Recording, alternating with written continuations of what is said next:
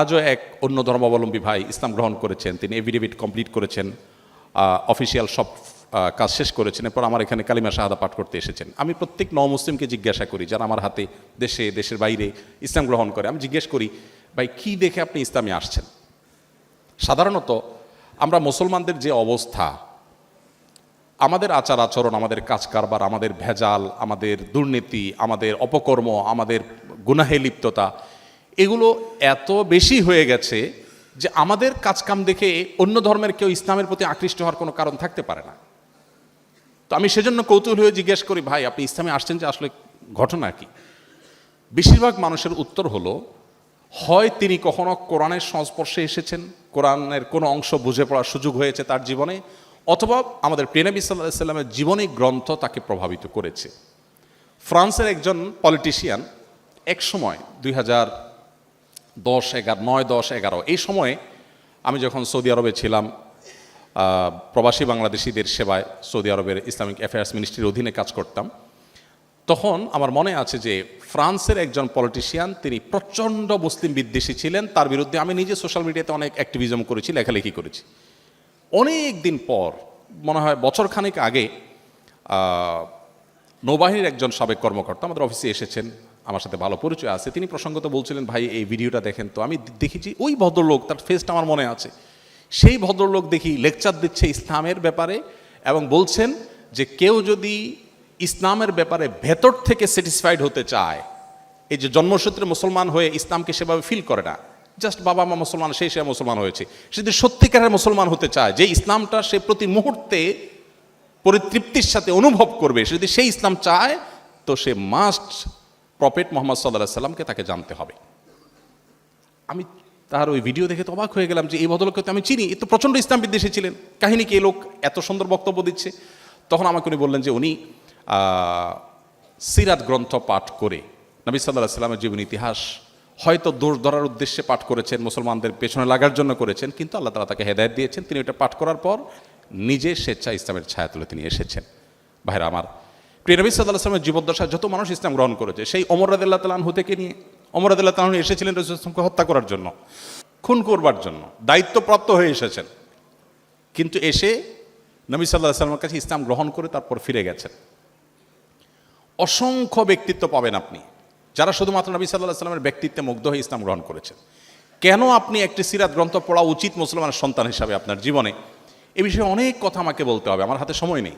আমি শুধুমাত্র একটি কথা বলে আমি শেষ করবো এই অংশটা। সেটা হলো, যে মানুষটির পৃথিবীতে আগমনের, পৃথিবীর আলো দেখবার আগেই বিপদ মাথায় করে এসেছেন, পৃথিবীর আলো দেখবার পরপরই মমতাময়ী মাকেও হারিয়েছেন।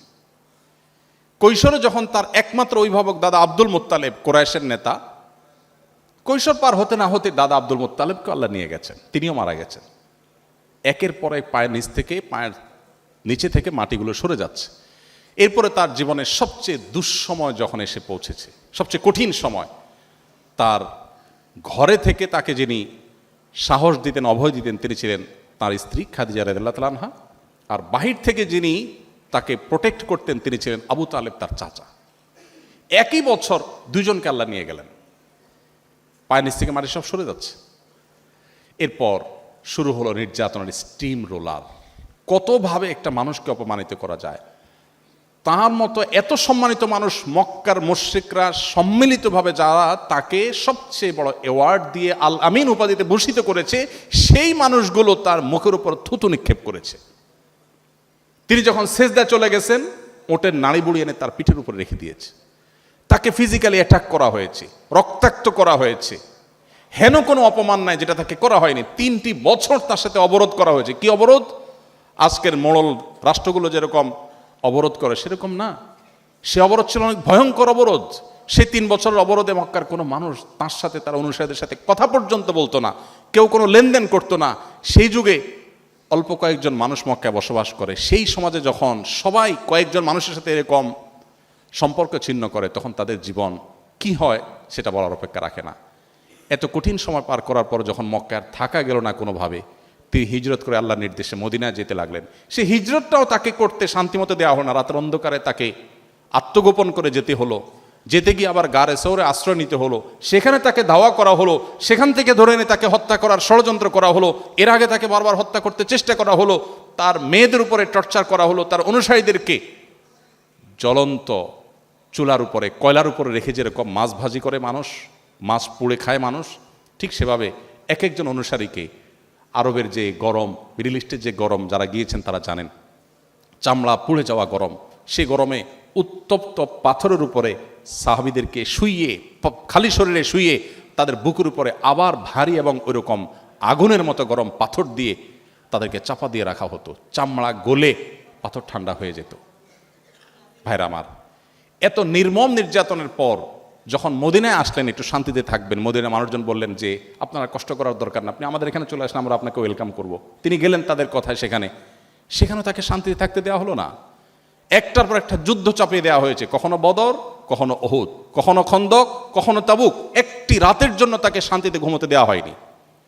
যার জীবনে এত বাধা, এত বিপত্তি, এত ষড়যন্ত্র, এত জুলুম, এত নির্যাতন, আমি প্রায় বলি পৃথিবীর ইতিহাসে মুহাম্মদ সাল্লাল্লাহু সাল্লামের চাইতে বেশি দুঃখী কোনো মানুষ ছিল না। সবচেয়ে বেশি কষ্ট যিনি করেছেন, দুনিয়াতে এসেছেন দুঃখ মাথায় করে, যাওয়া পর্যন্ত দুঃখে ছিলেন। ইন্টারেস্টিং বিষয় হলো, এত দুঃখ যার জীবনে, তার তো বেঁচে থাকাটাই বেশি। সেখানে শুধু তিনি বেঁচে থাকেন নাই, তিনি তার মিশন ইসলামকে মদিনায় হিজরতের পর মাত্র 10 বছরে গোটা পৃথিবীর প্রান্তে প্রান্তরে পৌঁছে দিয়েছেন। তার মিশনকে তিনি সাকসেস করেছেন। পৃথিবীর সবচেয়ে কষ্টে নিপতিত মানুষটি যদি সবচেয়ে স্বল্পতম সময়ে সাকসেসের সর্বোচ্চ চূড়ায় যেতে পারে, সেই মানুষটির জীবনের সিক্রেটসটা কি ছিল, তার সাফল্যের গল্পগাথা কি ছিল, তার সে জীবনে কি আমাদের জানা প্রয়োজন নয়? মুসলিম তো বটেই, সত্যানুসন্ধানে অন্য ধর্মাবলম্বী ভাইদেরকেও তো আমি আহ্বান করব যে এরকম একজন মানুষ যার জীবনটা একটা মিরাকল, যে এত বিপদের মধ্যে আপনারা পড়াশোনা শেষ করে, ডাক্তারি পড়া শেষ করে আপনারা চাকরি বাকরিতে ঢুকে 10 বছর সময় তো আপনার জীবন গোছানোর জন্য যথেষ্ট হয় না। 10 বছরে তো আপনি একটা ভালো চেয়ারে যেতেও পারেন না। সেখানে মুহাম্মদ সাল্লাল্লাহু আলাইহি সাল্লাম 10 বছরে নিজের জীবনের ক্যারিয়ার নয়, নিজের পরিবারের অর্থনৈতিক অবস্থা নয়, শুধুমাত্র মক্কা মদিনার মানুষ নয়, গোটা বিশ্বের পট পরিবর্তন করে দিয়ে গেছেন। কি ছিল তার জীবনে, কিভাবে করেছেন, এই জানার কৌতূহল প্রত্যেকটা সত্যানুসন্ধানে মানুষের মধ্যে থাকা দরকার। আমি আমার জীবনে কোন সিরাত গ্রন্থ 8 বার 10 বার পাঠ করেছি, শুরু থেকে শেষ পর্যন্ত। আমি কোনো বই খুব বেশি পড়তে অভ্যস্ত না, কিন্তু সিরাতের গ্রন্থ পেলে আমি না পড়ে পারি না, এবং শুরু থেকে শেষ পর্যন্ত বারবার পড়তে থাকি। প্রত্যেকবার নতুন নতুন বিষয় আমার মধ্যে উদ্ভাসিত হয়, আমার ঈমানকে বৃদ্ধি করে। এই জন্য আমি আপনাদেরকে আহ্বান করতে চাই যে আপনাদের শিক্ষা জীবনের ফাঁকে ফাঁকে একবার হলেও নবীজিকে জানার জন্য একটি সিরাত গ্রন্থ কমপ্লিট শুরু থেকে শেষ পর্যন্ত পড়ার চেষ্টা করবেন। কোরআনে কারিমের শুরু থেকে শেষ পর্যন্ত একটু একটু করে প্রতিদিন আপনি পড়ে এটাকে শেষ করবেন। এই দুটি কাজ যদি আপনি করেন, তাহলে আপনি মুসলিম বাই চান্সের জায়গা থেকে মুসলিম বাই চয়েস হতে পারবেন ইনশাআল্লাহ। আমি উদাত্ত আহ্বান আপনাদের প্রতি রাখলাম। আজকের এই সেমিনারে আসার পেছনে আমার একটা বিশেষ প্রেরণা কাজ করেছে। এই অনুষ্ঠানে আমি জেনেছি যে আমি আসলে একজন আমার প্রিয় মানুষের সাথে সাক্ষাৎ হবে, আর তিনি হলেন আমাদের সকলের প্রিয় ডক্টর কামরুল ইহসান স্যার। আল্লাহরে বান্দাকে আমরা নানাভাবে জেনেছি। তিনি বিভিন্ন মানুষের, রোগীদের যেভাবে সেবা দিয়েছেন এবং নিজেকে যেভাবে উজাড় করেছেন, সামনে প্রশংসা করা যদি শরিয়াতে প্রশংসনীয় বিষয় হতো তাহলে আমি অনেক কথা বলতাম। শুধু এটুকু বলি, আল্লাহ রাব্বুল আলামিন তাকে সর্বোত্তম বিনিময় দান করুন। এবং সেই সাথে আমি শুরুতেই দোয়া করি রব্বে কারীমের কাছে, আমার সামনে উপবিষ্ট আমার ভবিষ্যৎ চিকিৎসকবৃন্দ যারা আছেন, আমাদের ডক্টর কামরুল ইসলাম স্যারের মতো এভাবে মানব সেবায় তাদেরকে অগ্রসর থাকার তৌফিক দান করুন। আপনারা যদি সবাই স্যারের মতো এরকম আন্তরিক হন, উদার হন, তাহলে আমাদের এই গরিব দেশের টাকা পয়সা আমাদের পার্শ্ববর্তী দেশে কিংবা ব্যাংককে আমাদের আর রেখে আসতে হবে না। আমি আশা করব যে আপনারা প্রত্যেকে আপনাদের সেই জায়গাতে যথেষ্ট সচেষ্ট থাকবেন, এবং এই বিষয়টা নিয়ে আমি মূলত কয়েকটি কথা আপনাদের সামনে আরজ করতে চাই। এই বিষয়টিকে সামনে রেখে, সম্মানিত ভাইরা আমার, আল্লাহ সুবহানাহু ওয়া তাআলা কোরআনে হাকিমে ইরশাদ করেছেন, ওয়া আওহাইনা ইলাইহিম ফি'লাল খায়রাত ওয়া ইকামিস সালাহ ওয়া ইতা ইক জাকা ওয়াকানুলানা আবিদিন। অর্থাৎ আল্লাহ বলছেন যে নূহ আলাইহিসসালাম এবং তারপরে আরও বিভিন্ন নবী রাসূলগণ যারা পৃথিবীতে এসেছেন, তাদের সবার প্রতি আল্লাহ রাব্বুল আলামিনের কমন কিছু নির্দেশ ছিল, যেগুলো শুধুমাত্র আমাদের প্রিয় নবী সাল্লাল্লাহু আলাইহি সাল্লামের জন্যই প্রযোজ্য ছিল না। আমাদের প্রাণাধিক প্রিয় রাসূল সাল্লাল্লাহু আলাইহি সাল্লামের পাশাপাশি তার আগে যারা নবী রাসূল হিসাবে পৃথিবীতে এসেছেন, তাদের সবার প্রতি আল্লাহ রাব্বুল আলামিনের কমন নির্দেশ ছিল সবাই যেন কল্যাণমূলক কাজে নিজেদেরকে নিয়োজিত করেন, মানুষের সেবায়, মানুষের কল্যাণে নিজেদেরকে যেন তারা সবসময় নিবেদিত রাখেন। এরপরে আল্লাহ বলেছেন ওয়া ইকামিস সালাহ, পাশাপাশি যেন তারা সালাত কায়েম করেন, যাকাত আদায় করেন। এই আয়াতে আমরা দেখতে পাচ্ছি আল্লাহ রাব্বুল আলামিন ফেয়ালুল খায়রাত বা বিভিন্ন ধরনের বিবিধ আইটেমের যে ভালো কাজ আছে, জনকল্যাণমূলক কাজ, জনসেবামূলক কাজ, মানুষের উপকার সাধন করা, এই কাজে যেন নবী রাসূলগণ নিজেদেরকে নিয়োজিত রাখেন, সেজন্য আল্লাহ তাদেরকে নির্দেশ করেছেন। এরপরে অবশ্য নামাজের কথা বলেছেন দ্বিতীয় পর্যায়ে এসে, তারপরে বলেছেন যাকাতের কথা। এই আয়াত পরিষ্কারভাবে আমাদেরকে ধারণা দেয়, আমরা যদি আল্লাহর প্রিয় বান্দা হতে চাই, আমরা যদি ভালো মুসলিম হতে চাই, তাহলে আমাদেরকে মানব দরদী হতে হবে, মানুষের কল্যাণে নিজেকে নিবেদিত করতে হবে। আল্লাহ রাব্বুল আলামিন কোরআনে কারিমে বলেছেন কুনতুম খায়রা উম্মাতিন উখরিজাত লিন-নাস, তোমরা পৃথিবীর ইতিহাসের সবচেয়ে শ্রেষ্ঠ জাতি, শ্রেষ্ঠ উম্মত হিসাবে আল্লাহর কাছে বিবেচিত হয়েছ, কারণ উখরিজাত লিন-নাস, তোমাদেরকে সৃষ্টি করা হয়েছে, তোমাদেরকে পাঠানো হয়েছে মানুষের কল্যাণে। তোমরা বেঁচে থাকো নিজের জন্য না, মানুষের জন্য, অন্যের উপকার করবার জন্য তোমাকে সুযোগ দেয়া হয়েছে, অবারিত সুযোগ, যেটা পূর্বের অনেক জাতি, অনেক গোষ্ঠী, অনেক উম্মত, অনেক সম্প্রদায়কে দেয়া হয়নি। এই একটি আয়াতও আমাদের শ্রেষ্ঠত্বের কারণ কিন্তু বর্ণনা করে দিয়েছে। আমাদের প্রিয় নবী সাল্লাল্লাহু আলাইহি সাল্লাম তিনি বলেছেন মান ইসতাতাআ আন ইয়ানফা আখাহু ফালইয়ানফা, কেউ যদি কারোর উপকার করবার কোনো সুযোগ পায়, কোনো স্কোপ পায় কারো উপকার করবার, সে যেন সে স্কোপটি হাতছাড়া না করে, সে যেন কারোর উপকার করেই ছাড়ে। প্রিয় নবী সাল্লাল্লাহু আলাইহি সাল্লামকে জিজ্ঞাসা করা হয়েছে, সুইলা রাসূলুল্লাহ সাল্লাল্লাহু আলাইহি ওয়াসাল্লাম আইয়ুন নাস আহাব্বু ইলাল্লাহ, আল্লাহর কাছে কোন মানুষ সবচেয়ে বেশি প্রিয়, আল্লাহ সবচেয়ে ভালোবাসেন কাকে? নবী করিম সাল্লাল্লাহু আলাইহি সাল্লাম বলেছেন আহাব্বুন নাস ইলাল্লাহি আনফাহুম লিন-নাস, আল্লাহর কাছে সবচেয়ে প্রিয় মানুষ সেই সকল মানুষ যারা সবচেয়ে বেশি মানুষের উপকারে আসে, সবচেয়ে বেশি মানুষ উপকার যারা করে, তারা আল্লাহর কাছে সবচেয়ে বেশি প্রিয়। প্রিয় ভাইরা আমার, কোরআনে হাকিমে আল্লাহ রাব্বুল আলামিন বলেছেন ইন্নাল্লাহা ইউহিব্বুল মুহসিনিন, আল্লাহ রাব্বুল আলামিন অন্যের প্রতি ইহসান এবং অনুগ্রহ যারা করে সে মানুষগুলোকে আল্লাহ রাব্বুল আলামিন ভালোবাসেন। একটি হাদিস আপনারা আমি বোধ করি সবাই শুনেছেন, সেটি হলো অনেক পূর্বেকার, কত শত কত হাজার বছর আগের ঘটনা, সেটা আল্লাহ ভালো জানেন। নবী সাল্লাল্লাহু আলাইহি সাল্লাম বলেছেন যে অনেক পূর্বেকার একজন ব্যভিচারিণী নারী, যিনি সারা জীবন পাপের মধ্যে ডুবেছিলেন, পঙ্কিলতার মধ্যে ছিলেন, অপবিত্র জীবন যাপন করেছেন, একটি পিপাসার্ত কুকুরকে নিজের ওড়না ছেড়ে কুয়া থেকে পানি তুলে সেই ওড়না চিবিয়ে পানি পান করিয়েছেন। জাস্ট এই একটি কাজ আল্লাহ সুবহানাহু ওয়া তাআলাকে এত বেশি সন্তুষ্ট করে দিয়েছে যে আল্লাহ সুবহানাহু ওয়া তাআলা তার জীবনের সমস্ত পাপ, সব অন্যায়গুলোকে ক্ষমা করে দিয়ে আল্লাহ সুবহানাহু ওয়া তাআলা তাকে জান্নাতে দেওয়ার সিদ্ধান্ত গ্রহণ করেছেন।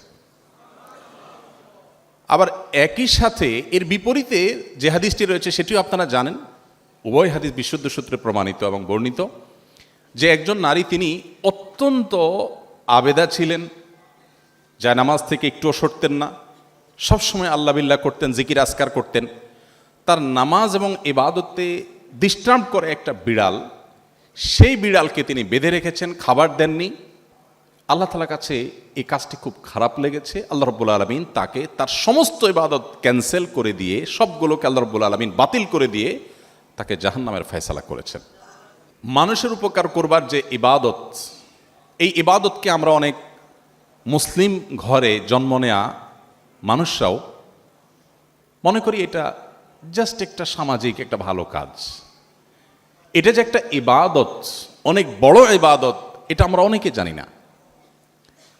ডক্টর খন্দকার আব্দুল্লাহ জাহাঙ্গীর রহমাউল্লাহর নাম আপনারা অনেকে শুনেছেন, আপনারা অনেকে স্যারের সাথে পরিচিত আছেন। ইসলামী বিশ্ববিদ্যালয় কুষ্টিয়ার আল হাদিস ডিপার্টমেন্টের প্রফেসর ছিলেন।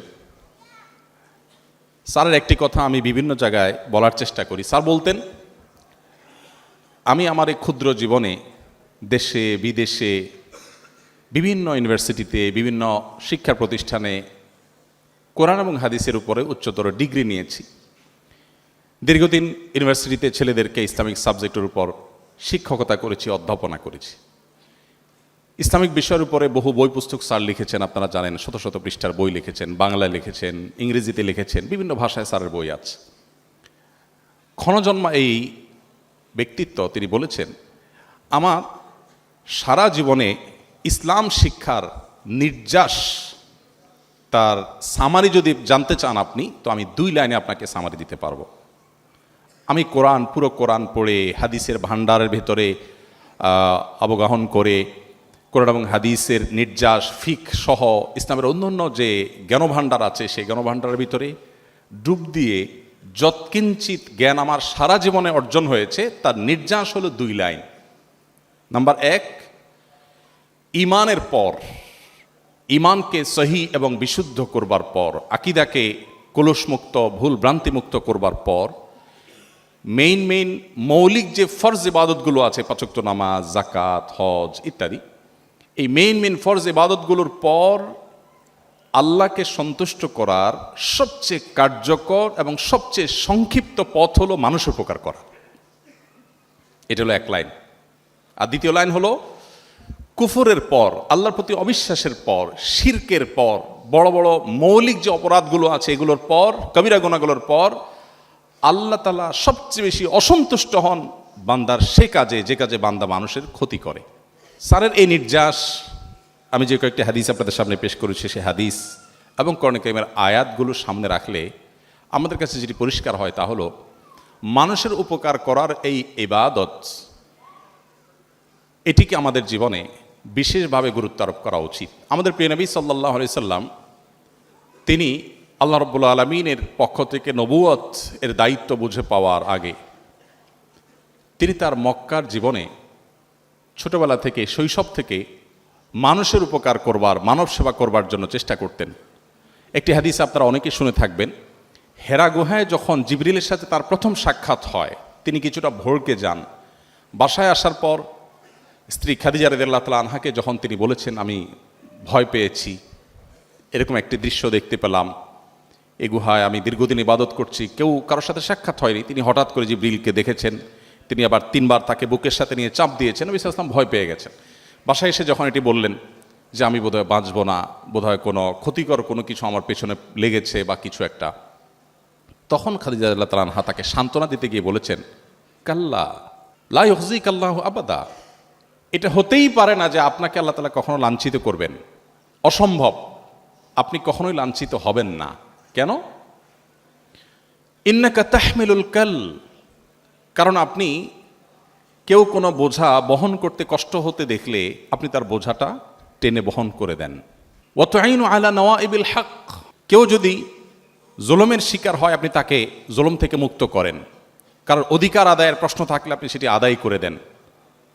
আপনি মেহমানকে মেহমানদারি করেন, এক কথা আপনি পরোপকার করেন। অনেকগুলো পয়েন্ট বলেছেন, কিছুটা আগপাছ হয়ে গেছে হয়তোবা।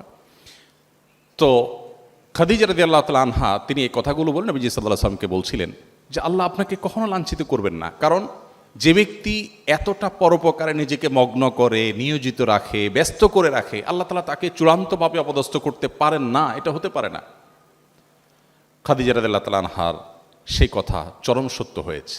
প্রিয় ভাইরা আমার, এই যে মানুষের উপকার করার ইবাদত, এই ইবাদতটুকু আপনারা যারা চিকিৎসা পেশার সাথে যে কোনোভাবে জড়িত আছেন, আপনাদের চাইতে ভালোভাবে অন্য কোনো পেশার মানুষরা এতটা সম্পাদন করতে পারে না যতটা আপনারা পারেন। আমি একটি কথা বিভিন্ন সময় বলার চেষ্টা করেছি বিভিন্ন জায়গায়। প্রত্যেকটা মানুষের জীবনে চাওয়া পাওয়া থাকে, আক্ষেপের জায়গা থাকে, আফসোসের জায়গা থাকে। আমার জীবনে যদি কোনো আফসোস বলেন, আলহামদুলিল্লাহ আল্লাহ তাআলা আমাকে সব কিছু দিয়েছেন, আল্লাহর নেয়ামতে আমি ধন্য হয়েছি, কোনো কিছুর কোনো ঘাটতি আল্লাহ দেননি, আল্লাহ সবই দিয়েছেন। তবে আমার ত্রুটি যে আমি চিকিৎসক হতে পারিনি। হ্যাঁ, সিরিয়াসলি। কারণ একজন চিকিৎসক তার জান্নাতে যাওয়ার পথ এত সংক্ষিপ্ত, এত সহজ, এটা দেখে আমার ঈর্ষা হয়। এত মানুষ থাকতে কেন কামরুল ইসলাম স্যারকে আমার এত বেশি ভালো লাগে? কারণ চিকিৎসক হয়ে তিনি যে সহজে মানুষের হৃদয় জয় করেছেন, অন্য কোনো পথে মানুষের হৃদয় জয় করার, মানুষের দিলের নিংড়ানো দোয়া পাওয়ার পথ আমার অন্তত জানা নাই। আপনি মানুষকে লক্ষ লক্ষ টাকা দিয়ে দিতে পারেন, কোটি কোটি টাকা দিয়ে দিতে পারেন, কিন্তু একজন অসুস্থ মানুষ, একজন রোগীকে যদি আপনি আন্তরিকতা দিয়ে সেবা দেন, আপনার মনোযোগ দিয়ে, আপনার ভালোবাসা দিয়ে, আপনার ঐকান্তিকতা দিয়ে, আপনার প্রচেষ্টা দিয়ে যদি আপনি তাকে সেবা দিতে পারেন, এই লোকটার যে হৃদয় নিংড়ানো দোয়া আপনি পাবেন, এটি অনেক কাজ করে, অনেক ভালো কাজ করে, অন্য অনেকভাবে উপকার করে মানুষের দিল থেকে এইভাবে দোয়া আসলে পাওয়া সম্ভব নয়। আমাদের এই দেশটি নানা কারণে আমরা পিছিয়ে আছি। আপনারা আমার চাইতে অনেক ভালো জানার কথা, কি পরিমাণ টাকা আমাদের দেশ থেকে আমাদের পার্শ্ববর্তী দেশে মানুষ চিকিৎসার জন্য রেখে আসে। এই গরিব দেশের টাকা কি পরিমাণ রেখে আসে মানুষ থাইল্যান্ডের ব্যাংককে গিয়ে, অন্যান্য জায়গায় গিয়ে। আমাদের দেশে অনেক সীমাবদ্ধতা আছে, আমি আপনাদের উপর দোষ আরোপ করছি না। আমি জানি আমাদের অনেক চিকিৎসকগণ সেবা দিতে চান, অনেক ক্ষেত্রে আমরা পিছিয়ে আছি, সেজন্য আমরা সেই সেবাগুলো আমাদের রোগীদেরকে আমরা দিতে পারি না। কিন্তু কিছু জিনিস আপনারা চাইলেই করতে পারেন এবং খুব সহজে আপনারা রোগীদের মন জয় করতে পারেন, এবং সেটা করতে পারা উচিত আপনাদের। কারণ মানুষ সবচেয়ে কষ্টের সময় আপনাদের কাছে আসে, আর আমার মতো হুজুরদের কাছেও মানুষ কষ্টের সময় আসে। আমি একটা কথা প্রায় বলি, আমাদের দেশে ব্যবসায়ী এবং রাজনীতিবিদরা, আমার দীর্ঘদিন ধর্মীয় কাজ করার যে অভিজ্ঞতা আছে তার আলোকে আমি দেখেছি, বিভিন্ন সময় আমাদের কাছে তারা আসেন। অনেক তরুণ আমার কাছে সিভি নিয়ে আসে, ভাই আপনার কাছে অনেক ব্যবসায়ীর নম্বর আছে, অনেককে আপনি চিনেন, পরিচয় আছে, একটু সিভিটা দিন ভাই, যেন চাকরি দিয়ে দেন, বেকার আছে। তো আমি যুবককে বসায় সুযোগ থাকলে চা পানি খাওয়ায় বলি, ভাই দুঃখের কথা কি বলবো, আমাদের মতো হুজুরদের কাছে ব্যবসায়ীরা কখনো তাদের সুদিনে আসে না। যখন রাস্তায় বসার উপক্রম হয়, ব্যবসা যখন লাল বাতি হলুদ বাতি জ্বলা শুরু করে, তখন তারা সব আমাদের দোরগোড়ায় চলে আসে, এসে এবার হুজুর পানি পড়া দেন, তেল পড়া দেন, দোয়া দুরুদ করেন। একই ব্যবসায়ী, আমি বহু ব্যবসায়ীকে দেখেছি যে ওনার যখন দুর্দিন ছিল উনি অনবরত আসছেন, দোয়া দুরুদ চাইছেন, এরপর দেখি অনেক দিন কোনো খোঁজ খবর নাই। নিজে থেকে যদি খবর নেওয়ার জন্য বন্ধুবান্ধব লেভেলের হয়তো বা ওরকম পার্সোনাল লেভেলের সম্পর্ক থাকলে যদি খবর নেই, ভাই অনেক দিন তো খোঁজ খবর নাই, কী ব্যাপার, দোয়া টোয়া লাগে না এখন আর? তখন বলে যে হুজুর আলহামদুলিল্লাহ ব্যবসাটা ভালো রান করছে, সময় পাচ্ছি না হুজুর, সময় করে আসবো। আমি বলি আল্লাহ আপনাকে সময় না করার তৌফিক দান করুক, কারণ আপনার সময় হওয়া মানে ব্যবসা খারাপ হওয়া, সেটা আমি চাচ্ছি না। ঠিক একইভাবে রাজনৈতিক নেতৃবৃন্দকে আমি দেখেছি, তারা যখন খুব চাপে থাকেন, এক কথা বিরোধী দলে থাকেন, তখন তারা হুজুরদের মজলিসে, দরবারে, অফিসে নিয়মিত যাতায়াত করেন, ফোন করেন, হুজুর একটু দোয়া করেন, হুজুর আল্লাহই রক্ষা করে। আর যখনই তাদের পরিস্থিতি পাল্টে যায়, তখন হুজুররা চেরাক দিয়ে তাদেরকে আর খুঁজে পায় না। তো আমাদের হুজুরদের কাছে যেরকম মানুষ তার জীবনের সবচেয়ে কঠিন সময় আসে, সুদিনে আসে না। ওই যে চাকরি প্রার্থী যুবককে আমি বুঝাই, ভাইরে তোমার চাকরি আমি কিভাবে দিব, ওই ব্যবসায়ী তো সুদিন হইলে আর আসে না, দুর্দিন হলে আসে, তখন তার চাকরি পারলে ছাঁটাই করতে চায়, সে নতুন করে লোক থেকে নেবে। তো বাস্তবতা হলো, আপনারা যারা চিকিৎসা পেশার সাথে জড়িত আছেন, মানুষের সবচেয়ে কষ্টের সময় আপনাদের কাছে আসে। আমি সেদিন কুয়েটের প্রোগ্রামে বলেছিলাম, আমাদের ইঞ্জিনিয়ার ভাইদের কাছে মানুষ যায় হলো সুখের সময়, আর আপনারা যারা ডাক্তার, আপনাদের কাছে আসে মানুষ দুঃখের সময়। এই সময়টাতে আপনারা যদি একটু চেষ্টা করেন, একটু যদি আপনাদের সদিচ্ছা থাকে, তাহলে সেক্ষেত্রে মানুষের হৃদয়ের জগৎ জয় করা অনেক সহজ, অনেক সহজ। আমার এক বন্ধু আছেন এই ঢাকা মেডিকেল কলেজের, নাম আর বললাম না, কারণ একটা দোষের কথা বলতে যাচ্ছি, এবং আমার খুব ঘনিষ্ঠ বন্ধু মানুষ। তিনি আমাকে বলছিলেন একবার, ভাই আমাদের কাছে কোনো পেশেন্ট আসলে পেশেন্টের লোকজন, আত্মীয় স্বজন যারা থাকে তাদেরকে শুরুতে এমনভাবে অ্যাসেসমেন্ট করার পর ব্রিফ করি যে মানসিকভাবে রোগীর সাথে আসা লোকজন ধরেই নেয় যে এই লোক তো আর বাঁচার কোনো উপায় নেই, বাঁচলে তো আল্লাহর রহমত। তো আমি বললাম, এইভাবে বলার কারণ কি ভাই? একটা মানুষকে আশা দেওয়া যায় না, আল্লাহ ভরসা ঠিক হয়ে যাবে বলা যায় না, কেন এরকম ভড়কায় দেন? তো যেহেতু আমার খুব ঘনিষ্ঠ বন্ধু মানুষ, ফ্রিলি উনি বলছিলেন যে ভাই আসলে আমার দেশে মানুষ রোগী যদি ভালো হয়ে যায় তো বলবে আল্লাহ ভালো করছে, আর যদি রোগী মারা যায় বলবে ডাক্তার বেটা সমস্যা করছে। এই যে মানুষের মধ্যে একটা খারাপ স্বভাব আছে যে কিছু হলেই, রোডে অ্যাক্সিডেন্ট হলেই চোখ বন্ধ করে ড্রাইভারের দোষ, আর রোগীর কোনো অসুবিধা হলে চোখ বন্ধ করে ডাক্তারের দোষ। ডাক্তারদের দোষ থাকে না তা আমি বলছি না, কিন্তু চোখ বন্ধ করে দোষ দেওয়ার একটা প্রবণতা আমাদের দেশে মানুষের মধ্যে আছে। তো এই জায়গা থেকে উনি বলছিলেন যে যাতে দোষ দিতে না পারে এই জন্য আগেভাগে বলে দিই, ভাই আপনার রোগীর অবস্থা খুবই খারাপ, আর একটু আগে আনলে হয়তো চেষ্টা করা যাইতো, আপনি এখন যে পর্যায়ে আনছেন তাতে ভাই বাঁচার সম্ভাবনা তো একেবারেই আপনি নার মধ্যে ধরে রাখতে পারেন, বাকি আপনারা দোয়া দরুদ পড়তে থাকেন, আমরা চেষ্টা করি। বলে এরপরে রুগী যদি বেঁচে যায় তখন পেশেন্টের সাথে আসা লোকজন, তাদের অ্যাটেন্ডেন্সদের খুশির কোনো শেষ নাই, মাশাআল্লাহ ডাক্তার সাহেব ভালো হয়ে গেছে, আলহামদুলিল্লাহ আমার রুগী। আর যদি আল্লাহ না করুক মারা যায়, প্রেশার থাকে না, ভাই আমি তো আগেই বলছিলাম।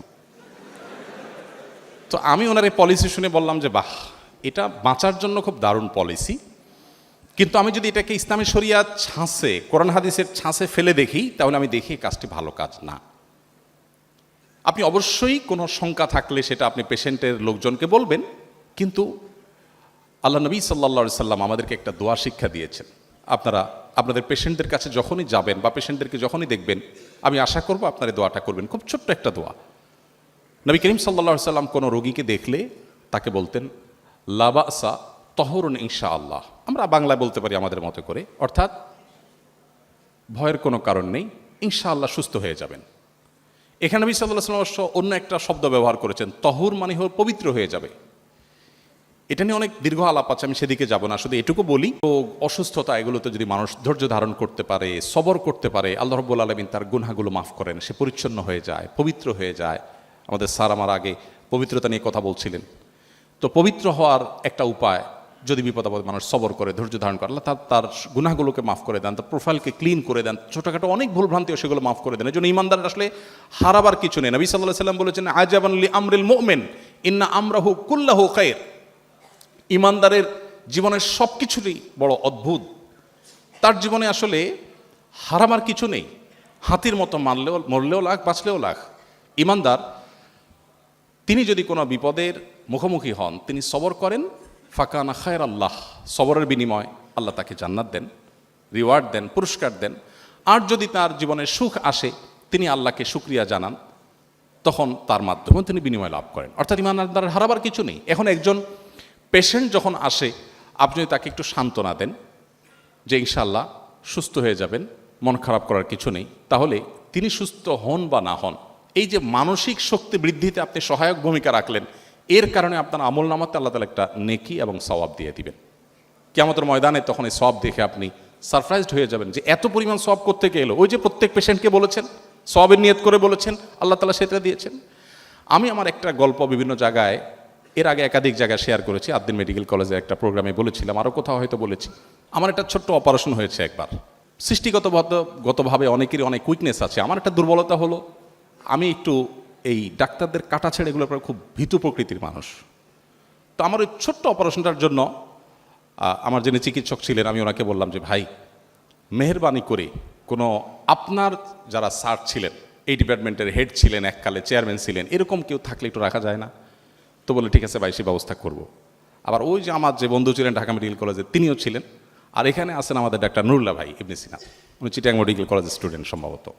নুরুল্লাহ ভাই অ্যানেস্থেসিয়ার ডাক্তার, উনি অ্যানেস্থেসিয়াতে দুজন ছিল, উনি ছিলেন, আরেকজন ছিলেন, আর অন্য ডাক্তার ছিলেন তিনজন, মোট পাঁচজন। অপারেশনটা হলো একটা ফোড়ার মতো ছোটোখাটো বিষয়। ডাক্তার হলেন পাঁচজন। আমার ডিমান্ড ছিল, পেশেন্টের ডিমান্ড, ভাই আপনি রাখেন, কারণ আমি ওই যে ভীতু প্রকৃতির। অপারেশনের পরে যখন পোস্ট অপারেটিভ রুমে আমাকে নেওয়া হলো, আমার তো জান যায় যায় ভাব। আমি চিন্তা করছি আল্লাহ বেঁচে আছি এখনও, আলহামদুলিল্লাহ। কারণ আমার জীবনের আগে অপারেশন থিয়েটারে ঢুকি না, এটা প্রথম। হয়তো প্রথমবার সবার একটু ভয় বেশি লাগে কিনা যায় না, যাই হোক। এখন পোস্ট অপারেটিভ রুমে আমাকে যখন রাখা হয়েছে, আমার ফ্যামিলি ক্যাবিনে অপেক্ষা করছে, এদিকে আমি চিন্তা করছি আল্লাহ, অনেকে শুনেছে যে পোস্ট অপারেটিভ রুম থেকেই মারা যায়, না জানি কখন মালাকুল মউত আসে। আমি কালিমা টালিমা পড়ছি, খুব প্রস্তুতি নিচ্ছি। আসলে ছোট অপারেশনটা হয়েও গেছে, বাট আমি চিন্তা করছি যে না জানি কি হয়, খুব ভয় পাচ্ছি। এর মধ্যে পর্দা টানানো, পর্দার অপর প্রান্ত থেকে যেহেতু অনবরত ডাক্তাররা আসছেন, অনেকেই আসছেন দেখতে, তখন একজন নার্স অন্য নার্সকে জিজ্ঞাসা করেছেন, তিনি ডিউটিতে নতুন এসেছেন তখন সকালবেলা, এসে বলছেন যে ওনার কি হয়েছে, যে এত ডাক্তার এত লোকজন যাচ্ছে, কি অপারেশন হলো? তখন আমি আর ওটা বললাম না অপারেশনটা কিসের, তো বলল যে এই অপারেশনটা হয়েছে, খুব ছোট্ট একটা অপারেশন। এটা বলার পর ওই নার্স এমনভাবে তুচ্ছ তাচ্ছিল্য করে, অপমানকরভাবে তিনি বললেন, এই অপারেশন মানে এইটার জন্য এত কাহিনী? বিশ্বাস করবেন, আমার ওই দিনের অনুভূতি আমার সারা জীবন মনে থাকবে। সেটি হলো যে 5 জন ডাক্তার মিলে আমার অপারেশন করে আমাকে যতটা আশ্বস্ত করতে না পেরেছেন, ওই নার্স ভদ্রমহিলার অপমানকর সে উক্তি, তার ওই কথা আমার মনকে এত শক্তিশালী করেছে। আমি তখন চিন্তা করলাম, ছি ছি ছি, এর জন্য আমি এত কাহিনী করছি।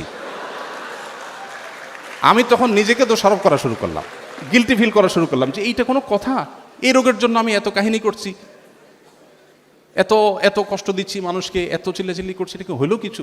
ছি ছি ছি। এরপর থেকে নার্স আসুক আর ডাক্তার আসুক, আমি ভাবি ধরতাম, আমি না কিছু হয়, কোনো অসুবিধা নেই, আমি ঠিক আছি, আমি ওকে। আমাকে এরপরে খুব দ্রুততম সময়ে পোস্ট অফিস রুম থেকে আমার রুমে পাঠিয়ে দিয়ে এলো, কারণ ডাক্তাররা তখন ফিল করছেন হ্যাঁ আমি ভালো হয়ে গেছি, আসলে আমি ভালো হয়ে গেছি। তো এই যে একজন নার্সের একটা শব্দের একটা উক্তি, যে এইটা বাহ্যিকভাবে আমি একটু অপমান বোধ করেছি, যে এটা কোনো কথা? আমার এই রোগটাকে তিনি কোনো রোগী মনে করলেন না, কোনো পাত্তাই দিলেন না। আমি একটু অপমান বোধ করেছি, কিন্তু পরক্ষণে চিন্তা করলাম এটা তো পজিটিভ কথা, আমার রোগটা কোনো রোগী না, কোনো অপারেশনই না।